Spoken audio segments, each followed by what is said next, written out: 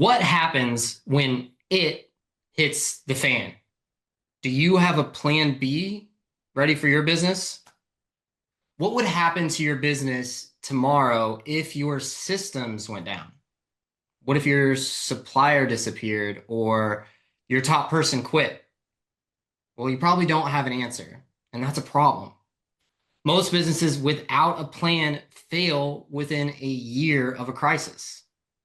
So the question isn't whether something will go wrong. It will. It's whether you'll be ready when it does. I'm Ben McGary, and this is Sell More Academy, the mastermind for more sales. I'm joined today by my co-host, George Mayfield. We've spent years covering this topic. Most business owners know that they should have a plan in place, but they don't. They only think about it when things are going well, but then they get busy and they think about it again when something breaks, and by then it's usually too late. We've both seen companies lose millions of dollars and others that have gone out of business completely. But we've also watched companies survive crisis situations that should have killed them. The difference is a plan, not a complicated or expensive plan, but having a plan in place. And that brings us to today's masterclass, where we're covering contingency planning, the difference between a business that survives a crisis and one that doesn't. So George, let's get this started. What is a contingency plan? Explain it to me like I'm 5. Well, Ben, thanks for having me here. And contingency planning is definitely something that I've got a pretty long history with, even being in the Navy. But going back to when probably every single one of our viewers was 5, you were already introduced to a contingency plan. So whether you were in school, maybe a church or some sort of community, you would often practice a fire drill. So the teachers or the leadership would say, okay, maybe the bells even go off, right? And would say, this is just a drill, but you're practicing. And so you already know there's a map on the wall by the entrance door showing you where your classroom is and where you need to go and where your class meets when there's a fire. And you would walk single file calmly to the exit, and you would meet at your designated spot, and you would wait. In the meantime, somebody was in charge of calling the fire department and the police or whoever needed to be there, inspectors. All of those kind of things were going on in the background. But that essentially was probably one of the first contingency plans that most everybody has probably experienced. I will say you probably need that same sort of contingency plan for your business. If you are in a brick and mortar building, you should have all of those things. They're probably required by the fire marshal anyway. But that is a very big part of having a contingency plan for your business. What happens when there's a fire, right? But going deeper into that, and what we're talking about today is more contingency plans on what happens to your business, or what do you do to react when something, I don't want to say unforeseeable, because if you sit down and think about it, a lot of these things are foreseeable. You can say that, what is the likelihood that a health incident impacts a key member of your staff? Like that's pretty foreseeable if you sit there and think about it, right? But just like that fire drill, you need to know exactly what you're going to do. You need to have a plan. So whenever it happens, you're not freaking out and bringing in emotions into something to make it even more difficult. You are just acting out your plan.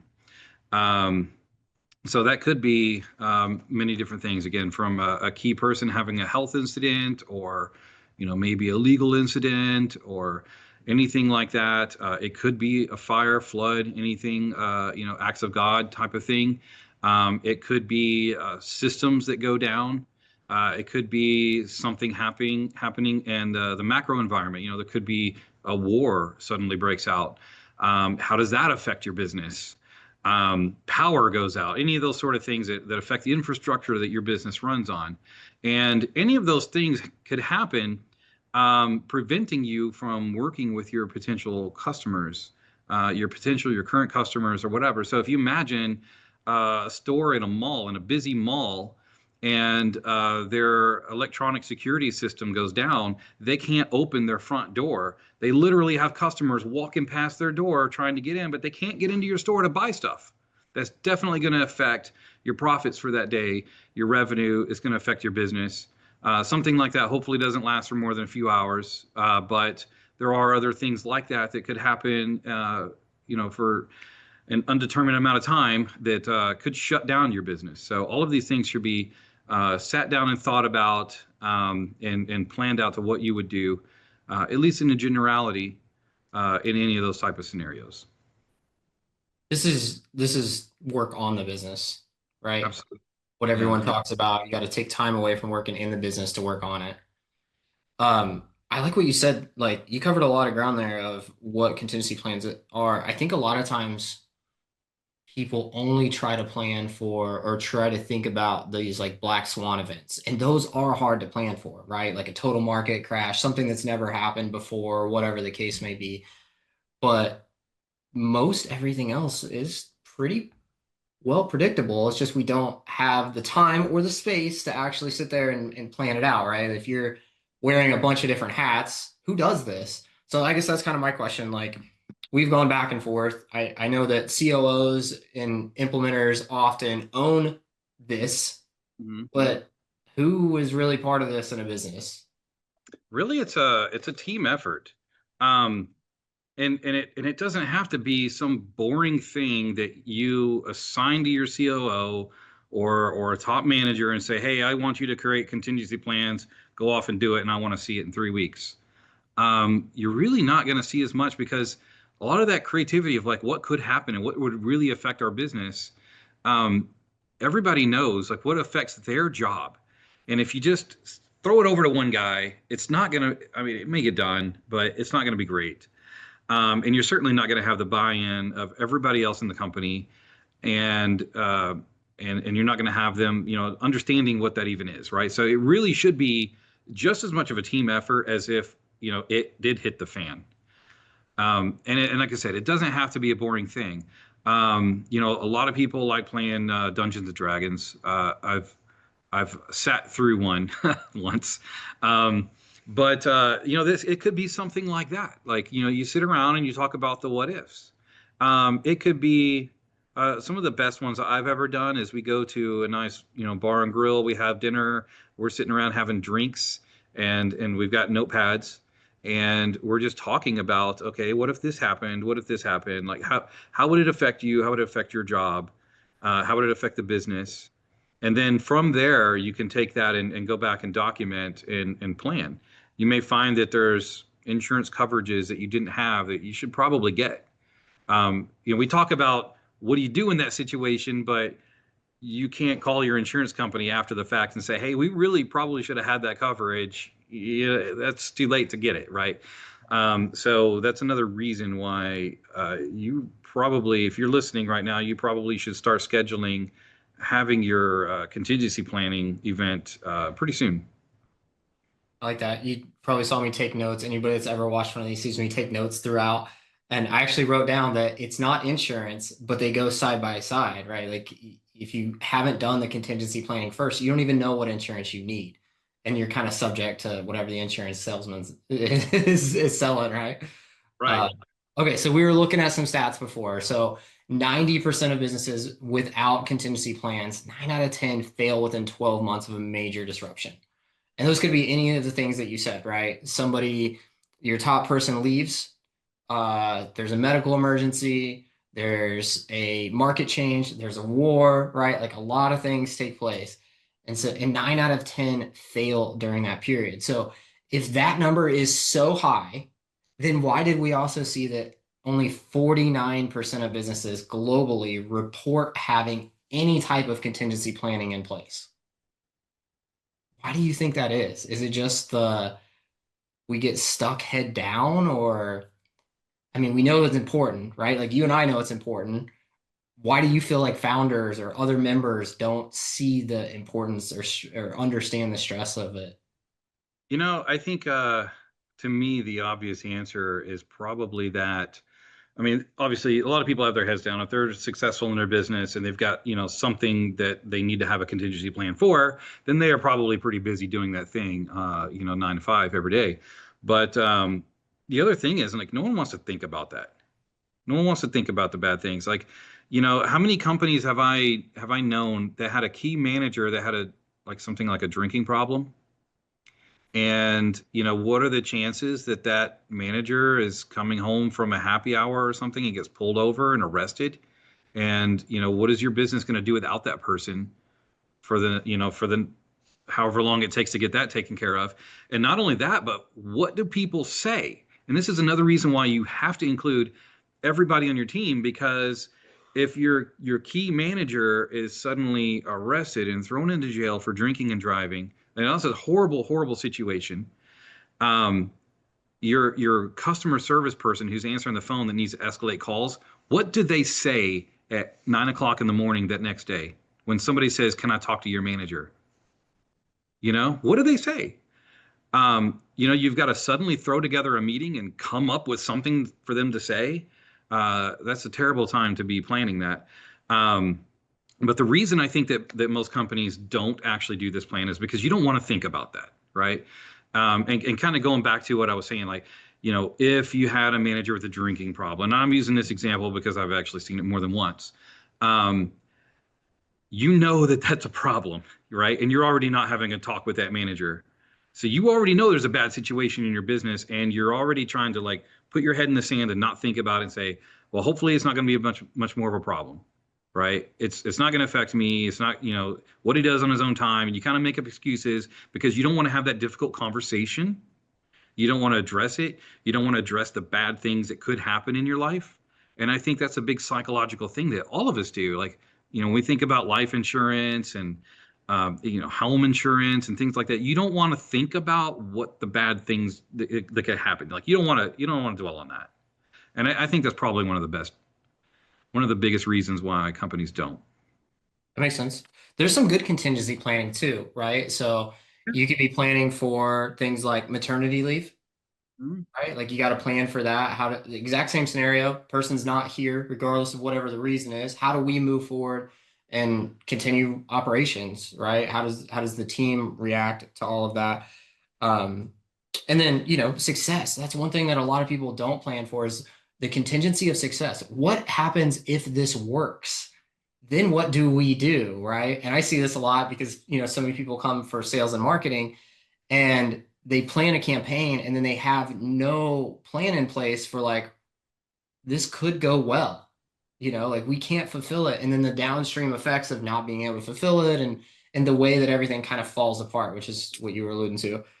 Some Yeah. other stats I was looking up, and I'm curious how you think these actually fit. So, um, just kind of a global average of businesses, and this is excluding a lot of the small startups, bootstraps that just never get reporting done on them. But of the sample size that we were looking at, the average business downtime cost is around 300K per hour. Like, that's insane to think about. And Yeah. I know you're the president of the American Manufacturing Association. You deal with manufacturers all the time. Automotive manufacturing can be as much as $2.3 million per hour that they're down. Mhm. So even in a small business that's only doing a couple $1 million a year, that could be 100 grand or more an hour that they're missing out on. I don't know a ton of small businesses. I also don't know a ton of major manufacturers that could sustain those type of losses for any serious period of time. So it's not just like, hey, you need to have plans because things could go wrong. Like there's a financial toll that happens the moment something goes wrong, not later, the moment that it goes wrong. And you don't have it's not always like a sickness, right? Where you get like some symptoms and then it develops and you're like, oh, we got something going on here. It's like, here's the problem right now. What are you going to do about it? And so I thought those numbers were kind of crazy. Do those kind of line up with what you've seen? Oh, absolutely. I think a lot of manufacturers, a lot of good manufacturers know what it costs to not have a machine running. They have a CNC machine, and they know that, it should be making this much money per week, per day, per hour. And if it's not running, then it's a problem. And they're already addressing that because people are selling them other tools and things like that that reduce downtime. So they understand downtime costs money, and they're already buying tools to alleviate some of that downtime. But then the major thing that's not just costing them 5 minutes per job for setup is that person can't show up to work, right? That is immediate, and it's that's hours and hours and hours and hours, not just saving 5 minutes, on Right. your. That's huge. Okay, so let's talk about Southwest. I know that we've done a little digging on this, and so this is a good one where it was less about the people and more about the systems. And this really brings me to the idea that contingency planning is not a one-time thing. It is a constant iterative process. And so in the 90s, Southwest built a system called Sky Solver, and that was their magic that was running behind the scenes. Here's the funny thing. So 4 years before they had any issues with it, so in 2018, their internal audits actually flagged it as a catastrophic risk. Should have been a warning sign, right? Their leadership decided it was cheaper to ignore that warning. And hey, good on them. They run massive organizations. They ran their risk reward and said it was cheaper to basically ignore it than it was to fix it. But in December of 22, a winter storm hit and the system couldn't integrate real-time weather data with the crew logistics. So pilots, flights, people, everybody was stranded. The plane sat idle. What a lot of people don't understand is that you get charged for that runway time, whether your plane takes off or not. All in all, they had 16,700 flights canceled, 70% of their schedule. Mhm. They had 2 million passengers stranded, and it was $1.1 billion in direct losses. Now, Southwest has gone through a lot of changes in the last few years, and I have to assume that some of those are downstream effects of ignoring a catastrophic risk problem, right? So, in this instance, when clearly they've done their homework, they probably paid consultants millions of dollars to help them build this and do all of that, right? What should they have done? How, other than just not ignoring the risk, how should they have caught this, fixed it? Like, let's be the experts from the outside telling the big, massive company what they should have done. What are some things that like stand out to you there, though? Because I mean, they lost 8% of their stock right away. Well, when you hear about the problem, right, is that you have this old software that it's aging, it's an aging software, and that's the risk, right? And so the company looks at it and they say, well, to replace this software or update it, it's going to cost X. And if something happens, we think it'll only cost Y. And Y is less than X, so we're choosing to not do it. And then it's just dropped, presumably. Now, contingency planning doesn't necessarily mean, oh, we have aging software. Let's start, working on implementing a new software right now. It doesn't necessarily mean that. It just means, what do we do when it fails? So if they go through the practice, the thought experiment of what happens when this software fails, what is it going to affect? Planes are going to sit on the runway. Okay, well, how do we get those planes off the runway? So you may not be addressing the opportunity cost of having no downtime because you have updated software, but at least you're getting rid of as much of the real costs as that you can, like getting those planes off the runway, right? Maybe you have a contingency plan on how do you handle the people who have who paid for tickets to go somewhere and they have places to be. How do you deal with those people, right? What is that contingency plan? So it doesn't necessarily mean that we have to fix the software now. It just means, what do we do when the software goes down? I like And that. yeah. So we've both been really, really involved in the architecture of systems, right? It's one of the things that we've connected on a lot over the years. And this is something that's really, really important for me because I'm usually the one that's at least overseeing the team, if not that one actually pushing the buttons to build these systems. And so a lot of time, a lot of effort goes into to figuring out the requirements that are needed and then actually putting the pieces in place, going through QA and all of that kind of stuff.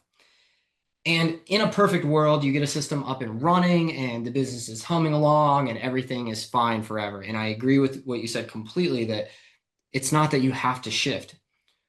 Where I run into issues or where I see people run into issues, fortunately, isn't something I run into issues on because I'm a bit neurotic about it. But where I see other people run into issues is that they skip in that architecture phase, they actually skip putting something down on paper. And so this is maybe a little bit adjacent where we're talking about platform dependency, but when it comes to systems like, and I don't know the system that they were using, the Sky Solver, but when it comes to most systems, the entire architecture lives within them. It's not on a whiteboard. It's not listed out into a requirements doc or really even documented in any way.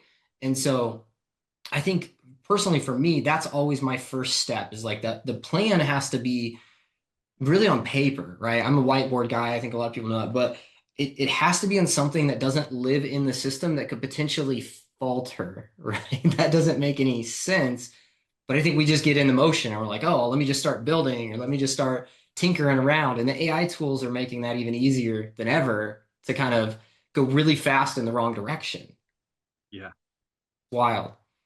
Okay, so I have kind of four types that I've broken contingency planning down into. And so we have technology failures, which would be like the system outages we're talking about, but also things like cyber attacks and data breaches and even power, right? That's a big part. Like you can't plug in the computer, it doesn't work, right? Um, and there's a growing threat of all of our data being centralized more and more into these data centers. And so what happens when that gets locked out or gets too expensive or whatever the case, the expense of technology is going to rise. So that's one thing, technology failures. Then we have supply chain disruptions. So vendor failures, ingredient shortages, logistics breakdowns, things like that. The human and operational failures, which you touched on about key employee departures, process breakdowns, human error, personal life interferences, things like that. And then the external events, which, you know, perfect. It's not something I ever think about, but it is great that you brought up the fire thing. Like that's the most basic thing that we all saw starting out in life, right? All of us that went to some form of school here in the US anyway, it was mandatory for it to be there by the door. But having external events covered for natural disasters, market shifts, regulatory changes, those things. So those are kind of the four categories, buckets, we'll say that I have everything broken into. Are there any others that you're thinking of that most people just kind of miss when it comes to contingency planning? I mean, yeah, I think you've kind of covered pretty much all the bases, at least in a general sense. And that's the big thing is, when you think about contingency planning, you don't have to try to think of everything, because if you think of what you can or what's the obvious things, then you likely already have a plan for something else. Like you can just, well, we didn't plan for this, but this is pretty similar. Do that, right? Yeah. But I do want to go back to something you just said about relying on a system for your contingency planning. So I think I mentioned already, I was in the military, I was in the Navy. And so we had operational risk management drilled into us all the time. Even so much as, when you go on leave, not driving so long that you fall asleep while you're driving and go off the road, right? Think about what you're doing, think about the risks. And so one of the things that I like to do is have a matrix for each one of those kind of events that might happen, like whether it's a fire or a personnel issue or software or things like that. You're really thinking of two things. You're thinking of probability and you're thinking of impact. And that equals risk. So the probability of something happening is important, but also the impact. So something may be highly probable. Is it highly probable that your low level employee shows up late to work? Yeah, that's probably pretty likely, right? But what is the impact? You have a team of 15 people, one or two of them are late, the impact is low, right? So your risk there is probably low. You probably don't have to think about addressing it that much. However, if your probability is high and your risk is high, then that's obviously something you need to address. Um, going back to the documentation, when I was in college, I went to A&M in Corpus Christi, which is on a Texas coast. And while I was there, we had a few major storms. We had a few hurricane scares, even. Thankfully, nothing ever happened. But when you live in an area like that, and Ben, you live in California, I'm sure you have some contingency planning that is baked into the public system for California as far as earthquakes go. Like we in Texas, I don't know what I would do if there was an earthquake, right? But I'm sure you guys have some sort of public announcements, probably, that run on TVs or ads or something, fairly regularly. People kind of know what to do when something happens. Um, but when I was in Corpus Christi, we all knew the exit routes to get out of town, and there were a few routes, but I did a little bit further by figuring out from where I am and where I would go, what is the best route that I would take?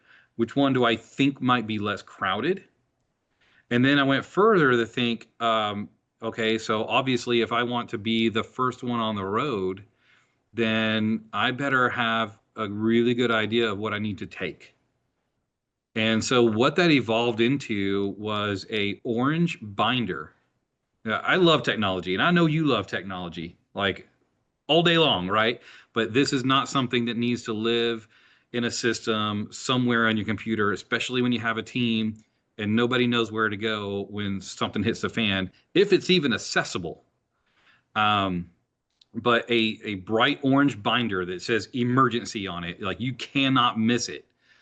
Somewhere, and maybe you have multiple copies depending on your the layout of your office. You flip it open, you see the table of contents. Oh, there's a fire, or there's this happened. You go to that page, and it tells you what to do immediately and what to do as a follow up. And so I even had that for our family is, here are the things that we need to get and put into the car. And we even practiced it a few times. Like, okay, this is there, this is there. Okay, throw this together, throw it in the car. And we got it to where we could be in the car on the road in 5 minutes and not get, 10 miles down the road and say, oh no, we forgot to grab such and such, right? There's a checklist. You check, check, check, check, check. You get in the car and you go. You go to this gas station first to get gas, right? Because again, you'll be on the highway. You don't think of it because every other time you get on the highway, you're fine until the next gas station. But when you're sitting there in traffic, and I think you had a I was situation getting like ready to talk about it. Yeah. where you're on the highway and you're like, oh, I'm gonna run out of gas. That's not something that we normally think about because it rarely happens. But when it does, it's like, oh no, what am I gonna do? Yeah. So, but if you have that in your plan to get gas before you get on that highway, then you're less likely to have that problem. At least you're still going to be in the emergency of having to get out of town, but at least you've got all your stuff, you've got a full tank of gas, you've got some cash on you. Another big important thing. So I would almost suggest that if you live in an area where something could happen, you should have an oh crap binder that you run to, but you definitely need to have it for your business. It should be have a digital version, of course. Obviously, you're going to print it out of something. You're not going to handwrite it, but print it out, put it in a binder, bright orange binder. Make sure that everybody knows where it is, and just like those fire drills, practice it. Practice it with your team. You can at least do the physical things. I've actually done that with some of my clients before. I'd gotten a box. I just happened to notice because I was a firefighter in the Navy too, so I happen to notice things like when their fire extinguisher is out of date, and you can't really get them fixed, so you just buy a new one. But then you have this old one, and that's the perfect opportunity to play with it, right? So what I would do is I got a box and I spray painted some fake fire on it, and I put it out behind the building, and I came inside and I said, "Oh no, there's a fire. What are we gonna do?" And everybody kind of looked at each other and was like, "Yeah, this is a drill, but let's do it out." And we actually had everybody practice on how to put out a fire, like where to point it, how do you pull the pin, and all that stuff. And it was an event. It was kind of fun, but people got the experience of being able to use a fire extinguisher, which is a good thing to have a little bit of knowledge on before a fire actually happens.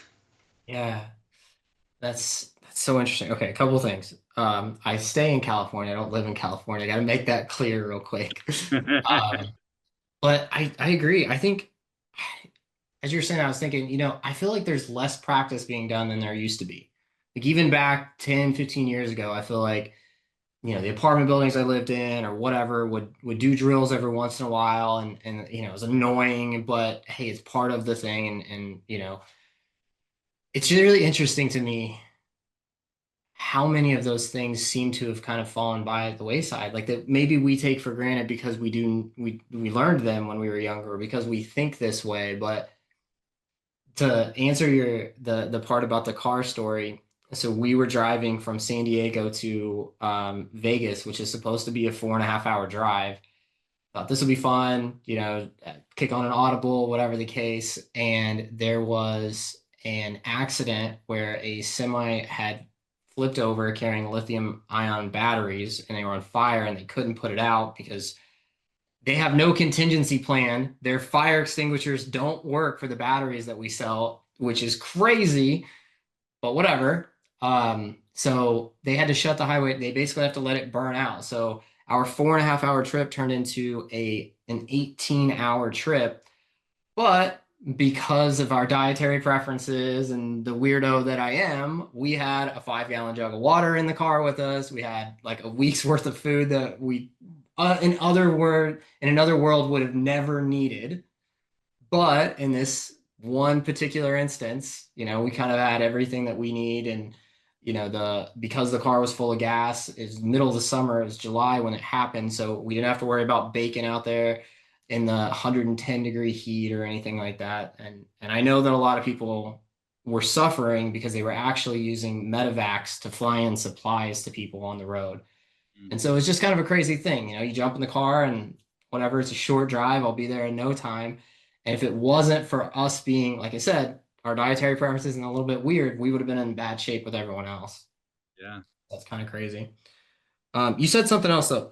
You said you talked about checklists, and I think that's like the simplification of a contingency plan, right? This happens, do this. And I was in a leadership meeting probably 15, maybe 20 years ago now, and they were trying to get us to use checklists for everything. Like everything. Use a checklist, use a checklist, use a checklist. And man, it was like beating your head against the wall. Nobody would do it, myself included. And I remember in this leadership meeting, they handed out two little handouts, and they were just big, crazy checklists. And one was for a pilot's checklist, and the other was for a surgeon's checklist. Hmm. And it hit me so hard of just like the little thing, like wash your hands for not just wash your hands for this long. Don't touch anything, right? Or pull this knob, check this, open this manual, do that. And that really kind of transformed the way I started thinking about checklists. And then I went off the deep end and started using checklists for everything. And now I use ClickUp for everything. And so there's checklists on checklists. But is it that simple, George? Is it really that easy of, okay, this event could happen. We have a trigger event since we're talking about systems anyway. We have a trigger event that takes place. Is it really just a series of checklists after that? Is it that easy for people to do? For the most part, yeah. Um, there there are different types of people out there, and thinking back to my psychology of management courses, like I could probably tell you what types of people, but there are people who think better in emergency situations. You'll see those kind of people because they usually kind of procrastinate and they create their own emergency, and then suddenly they're really good at what they're what they're doing. They're really productive.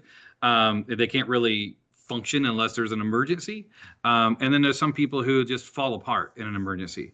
And those both types of people, you need to have a checklist.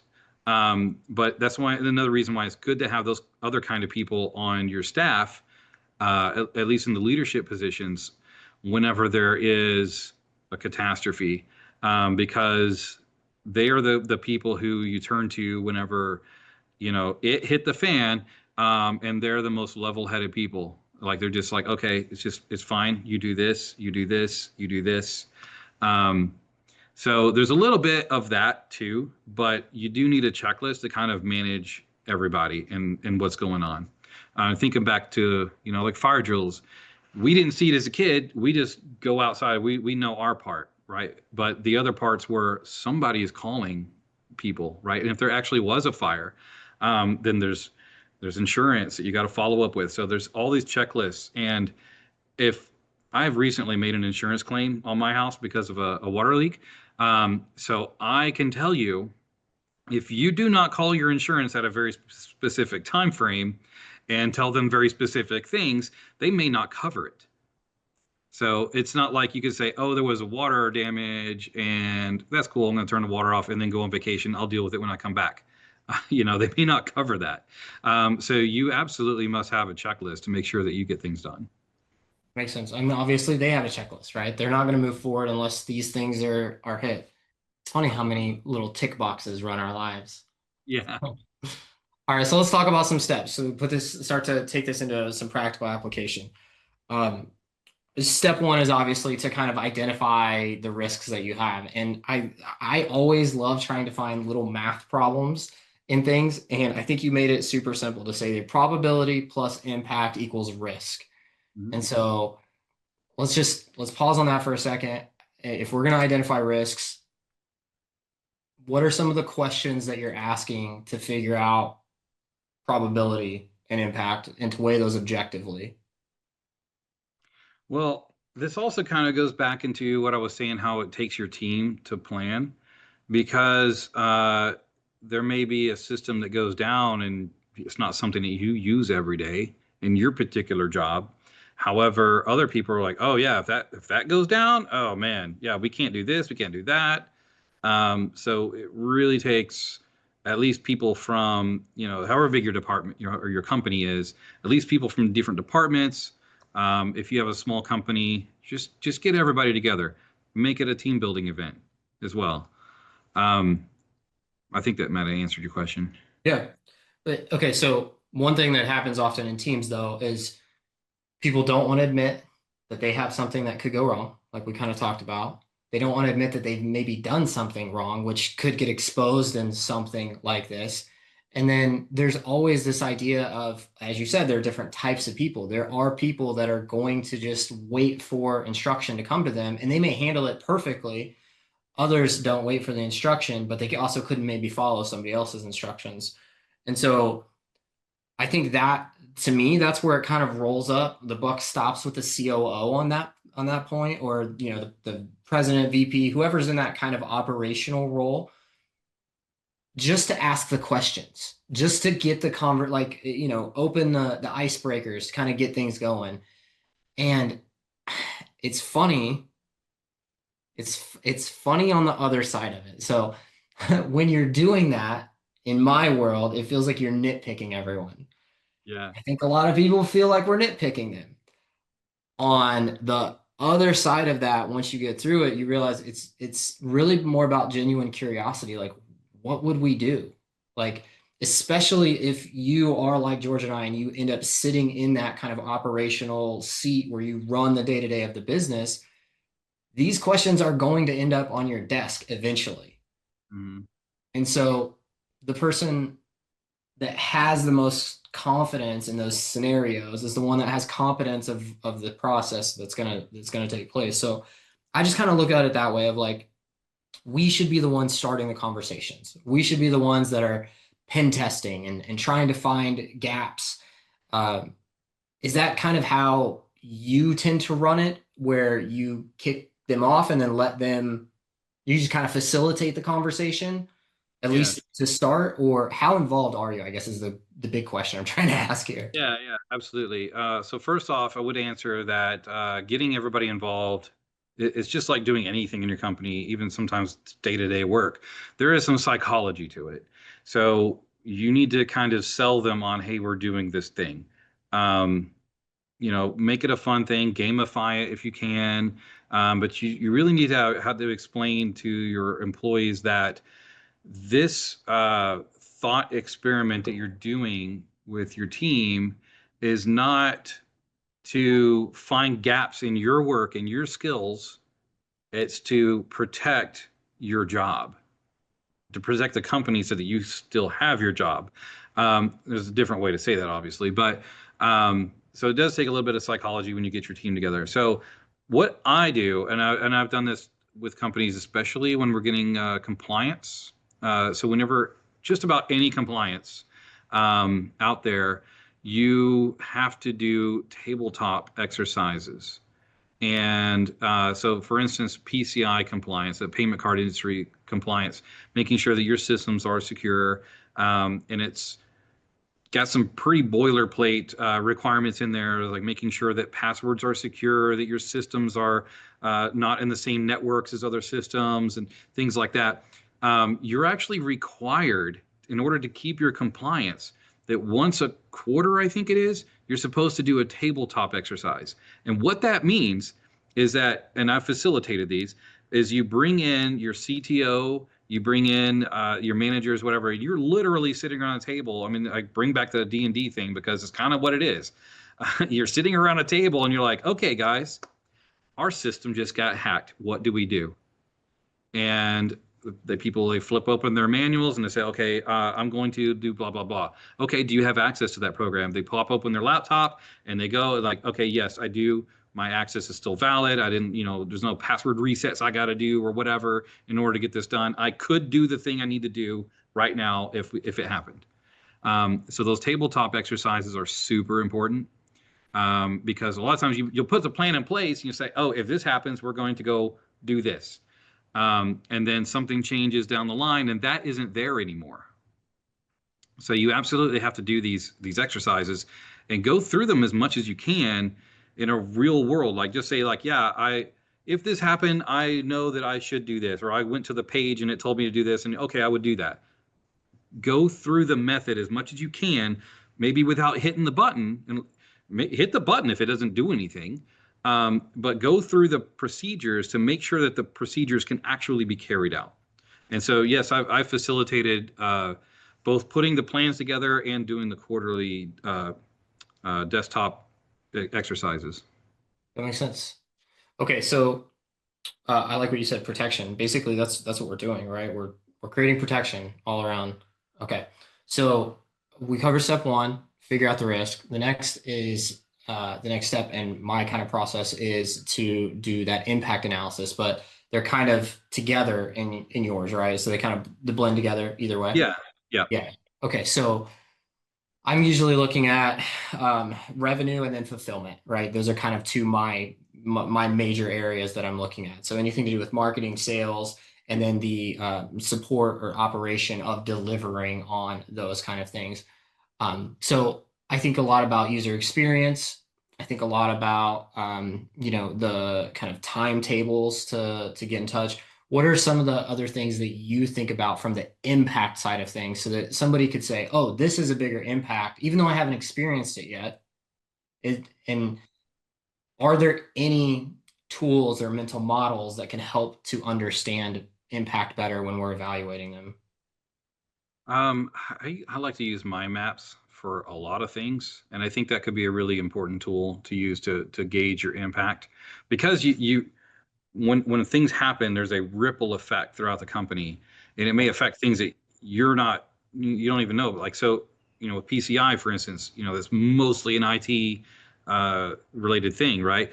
And so the company that I was working with for PCI, it was like a 300 person company. They didn't think, well, we've got the project managers over here in this office and we've got account managers over here. Like this has nothing to do with them. This is only the IT people on the first floor. And it was like, no, this is affecting the entire company. I mean, if you can't log into your project files in order to have your meeting with the client who's expecting a project update, like that's a big deal. So you need to know what it affects. So a mind map is great because you can, have like the issue right at the center, And then you can go off of that and say, okay, how does it affect this department? How does it affect this department, this department? And then that next level might be, how does it affect this team in those departments? How does it affect this person, maybe even? So that's a really good way to, I think, analyze the ripples without losing track of, all the things that it could impact. Cool. I like that. I like mind maps a lot. I'm a big fan of mental models. So if anybody watching is a fan of those, I believe that this piece is really second order thinking, as deep as you can go into second order thinking. The best way I can describe that, explain it to me like I'm five, it's and then what? And then what? And then what? And that's essentially what the mind map is. It's a visual of being able to say, and then what? And then what? And then what? And what does this touch? And so I love that. Okay, Another so good tool, just real quick, another good yeah, tool is called an Ishikawa model, which is in a way a mind map, just in a different layout. Some people call it the fishbone model. If you were to Google that, essentially it looks like a fishbone, but you have different kind of angles off of a main line, and then you angle off of those angles. Um, so that's another tool. okay, cool. I like that. So we figured out what our trigger is, whatever causes the plan to activate, right? Mhm. Um, there's a fire. Do we pull the fire alarm, right? So next thing is kind of the step three is what's the response? So when we're looking at the responses, what are some things that would make sense to kind of be in there? Like, obviously who's responsible and when and things like that. But what else would you put into the kind of response things or have you put into response? So there was a company I was working with before that had warehouses as part of their business. It was a manufacturing, and they had warehouses where they kept some of their things. We're here in the Dallas, Texas area, and occasionally we'll have tornadoes. And so that was one of the triggers that we went through. And we thought, what if a tornado hits the warehouse? What happens? It tears the warehouse up. It pulls all the products off the shelves and swirls them around in the air and dumps them all over the neighborhood next door. What do we do? Right? We don't have a warehouse. We have product all over the place. What do we do? Right? So we need to gather up, we need a response crew who can come in and gather up all our products, look at the conditions. Is this still a good condition? Does this need to be refurbished? Whatever. And then now, where do we temporarily rehouse them while we're waiting on our insurance to rebuild our warehouse? So that's a really good example. Another company I was working with had a contingency model. You talk about a good thing. This was an insurance company. Basically, it was a contractor for insurance companies. So whenever a big storm hits, people are suddenly calling in to make claims. So they have a call center, but they don't have a call center all the time to manage that volume of calls that would happen in an instant. So their contingency plan was, we have a roster of people who are, they're employed somewhere else, but they have jobs, I guess, where they could potentially leave, come work here for a while. And they had a call center set up that they had a contract with already. So, and these are important, like having a warehouse, having a secondary warehouse, you have a contract in place. You already have that relationship, so that you're not trying to call around for an empty warehouse. You already know where to go. So this insurance contractor had a call center up in Oklahoma. So further away from their office, again, just in case the office here is the one hit in the damage, they had a call center up in Oklahoma. They had a contract with them. There was rows and rows of tables in there, and there was phones in like in their little warehouse, just kind of put aside. But at a moment's notice, they could take those phones, put them out, put them along the tables. They knew exactly how to program those phones. And then they had the roster of people who would go up to Oklahoma. They had a contract with a hotel that would keep them there for a couple of weeks, and they had it all planned out in case a catastrophe happened. That's what they would do. So those are examples of responses. Again, make sure your insurance agent is involved somewhere in there if it's something like that. Um, it could be, if you have a key manager that, something happens to them, do you have a replacement? Or is there cross training? all those sort of things. I like that. So, and to be clear, all of these are ticks on the checklist, right? That's what the response is. More check. And one thing that I find really beneficial is to ask somebody who knows nothing. I know it sounds crazy to a lot of people, but like, my wife doesn't do what I do. Your wife doesn't do what you do, right? If I can hand this to my wife and she has questions, then somebody on my team might have that question. What if they're brand new and they don't know anything yet, right? And so I love being able to hand that over to somebody else. Um, my wife probably doesn't love it as much. Through the years, she's learned plenty of closes and marketing tactics and operation stuff that she probably never wanted to know, but it's been incredibly helpful for me to have that outside perspective of somebody who has no context whatsoever. This is a blank checklist. Could you follow it, so to speak? And if you can, hey, you got this thing locked in, right? That's when you know. Absolutely. One example I wanted to bring up there is I like to use well-known examples like the Southwest one, and there's probably nobody in the world that's better known than Google. There are companies that have a higher market cap, but they are the most profitable company in the world, and a lot of people don't know that part because they don't advertise that part. Yeah. But I think the most profitable company in the world probably knows something that others don't. And so I'll give you a little back end insight that a lot of people don't understand.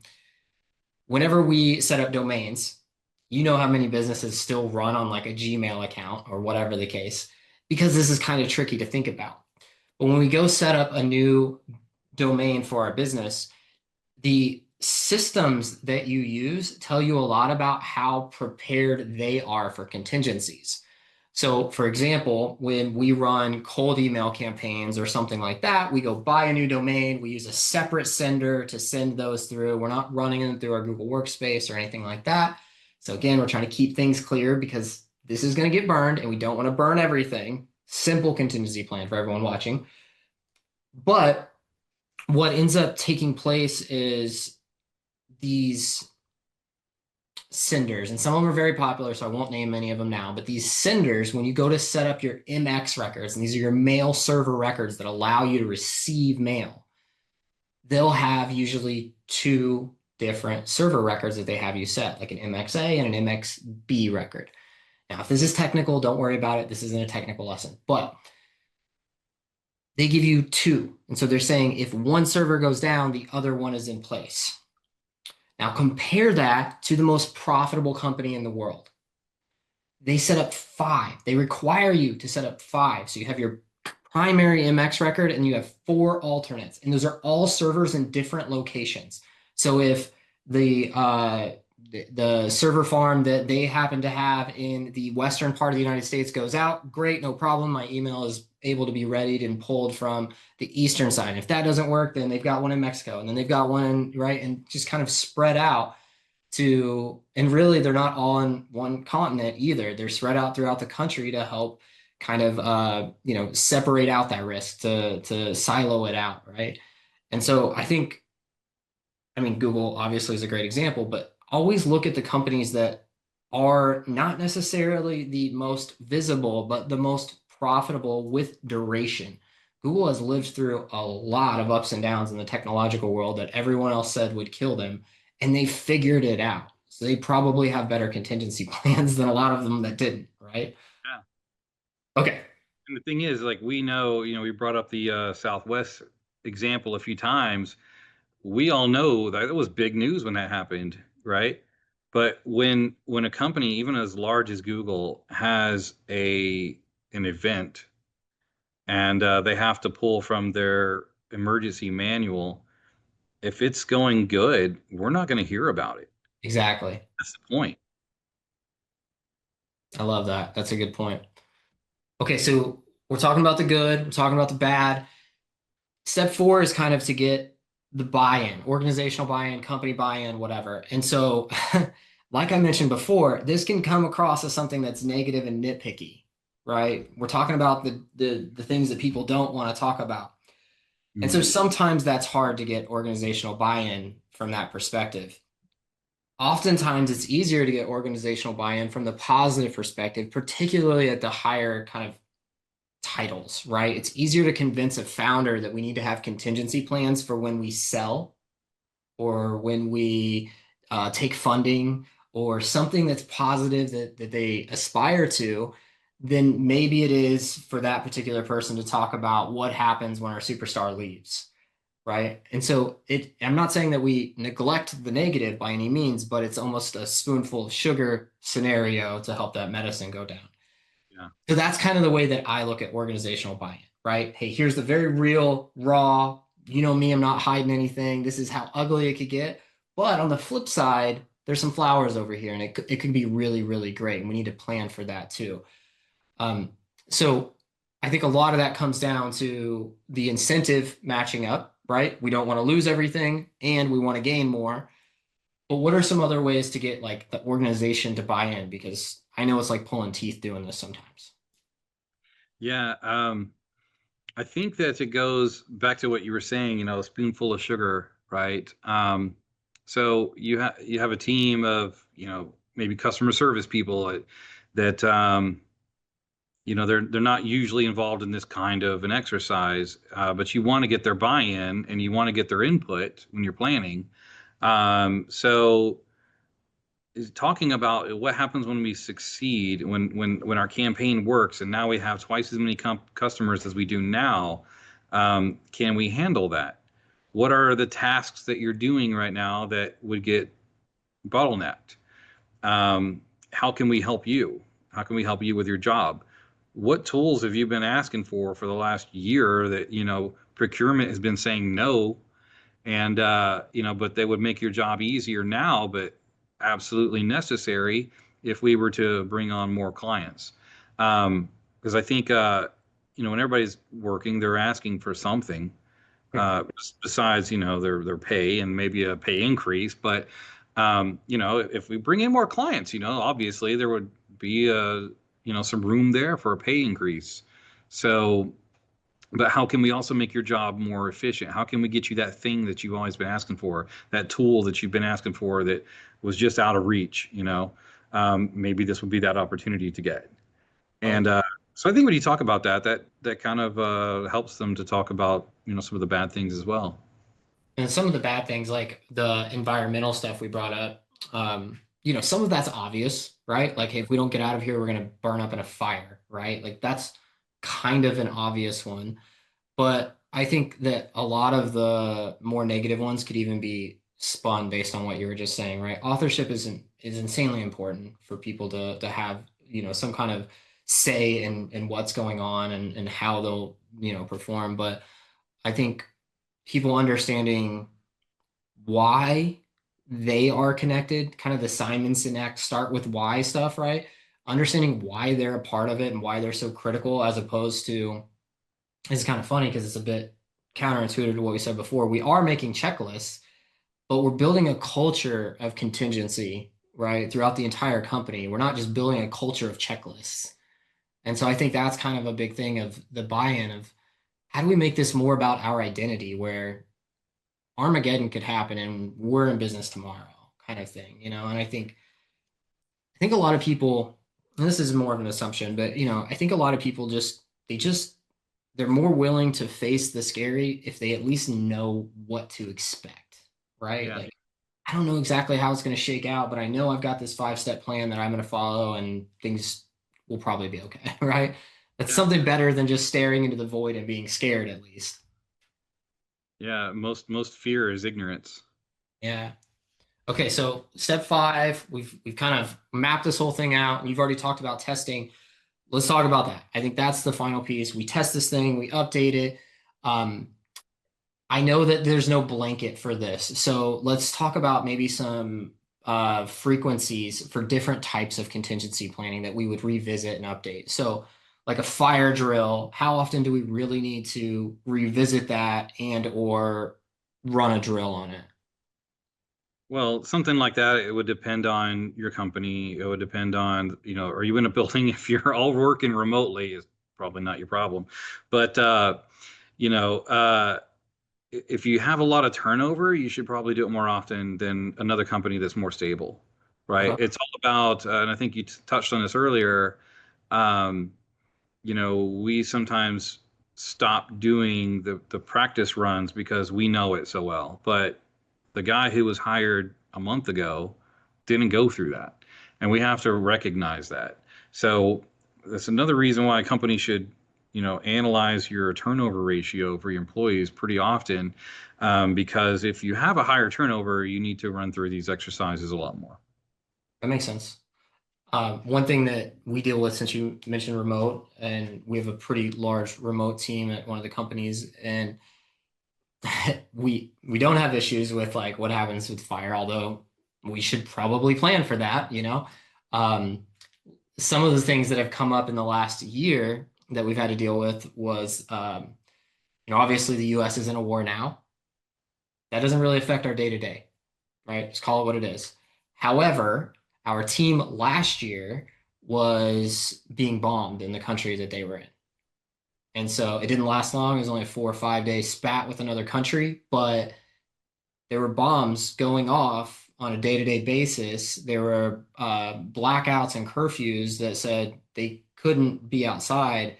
The government regulates when power is available throughout the entire country, and so some of the planning that we've actually done is like, hey, for our key players, the ones that are absolutely solid, it's cheaper for us to send them Starlink and pay for that as a company than it is for us to lose them when retrain or anything like that. And so little things that, with remote that you're like, oh, I don't have to worry about any of these. No, you absolutely do, right? It's just you have to think about them a little bit more creatively sometimes than just at the boardroom.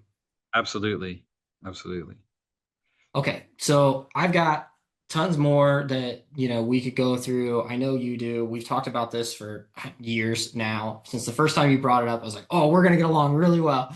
Um, but I know that time is short and it's a lot for people to process. So if everybody who's watching, whether that's on YouTube or in the mastermind, if they could go and really just focus on a couple key contingency plans right now to get in place, what would you say, like order of importance, that would be across the board? Um, you mentioned this earlier, email systems.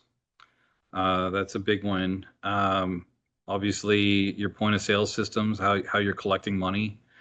Um, if you are in a physical location, then your physical security, door locks, that sort of thing, is super important. Those are the top ones I would say.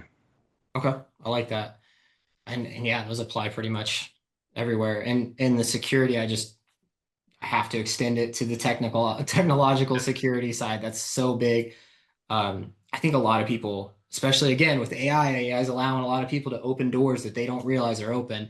A lot of Yeah, people are now building websites that open a front door to their entire database. And if somebody wanted to get in, they would get in without really any issue whatsoever. And that would be the exact same as leaving the front door of your store unlocked overnight, right? Yeah. It's wild. It's wild the dangers we can put ourselves in. yeah. Yeah, absolutely. But I love this. I do. I think this is one of my favorite topics, and I do know that there's a lot of nuance that we didn't cover. So for anybody that wants to go deeper into this, if you have questions, if you have comments, if you just want to push back on what we're talking about, you can either do so in the comment below this video or bring that into the mastermind community. George is part of the mastermind community, and so you can nerd out with us on this. We can help you to think differently about yours. We won't do your contingency planning for you, but we can help you at least think about your contingency plans and get them in place. And then if you did need some direct one-to-one support, George and I are both available as kind of a separate thing that you could contact us for. But that's it for today. I hope that contingency planning is something that becomes kind of a fun thing for you over time. It's a bit like playing a board game, like you said, or if you get the right crew around, I'm sure it could be a really great experience to do. It doesn't always have to be the operator solo in an office trying to figure all this stuff out and walk out like a genius with a bunch of plans that never work. So yeah, I just encourage everybody that's watching to get everyone involved, to think holistically about the entire process. Really don't don't isolate any of your single contingency plans to just a silo. It has to fit in everywhere, like George mentioned. And I hope that you understand that by doing this, it will help you sell more, not just when things go wrong. It'll help you sell more when everything's going right on a Tuesday because you have the systems in place to handle overflow, to handle, I got busy, to handle crazy phone calls, all kinds of things that happen through our day. And this is how you keep going forward. As Tyson said, everybody's got a plan until they get punched in the mouth. You can still have plans after you get punched in the mouth, right? That can still happen. And so you're going to get punched in the mouth, particularly in business. You need to be able to have a plan thereafter. And that's what we're trying to get across. That's what we hope we've done a good job of, and we will gladly talk more about if that is of interest to you. So anything else on your side, George, before we wrap up? I think we covered it. Thanks again, Ben, for letting me be here. Love having you here, man. Look forward to our next talk. Everybody, I hope you have a wonderful day, and I hope this information helps you to go out and sell more. See ya.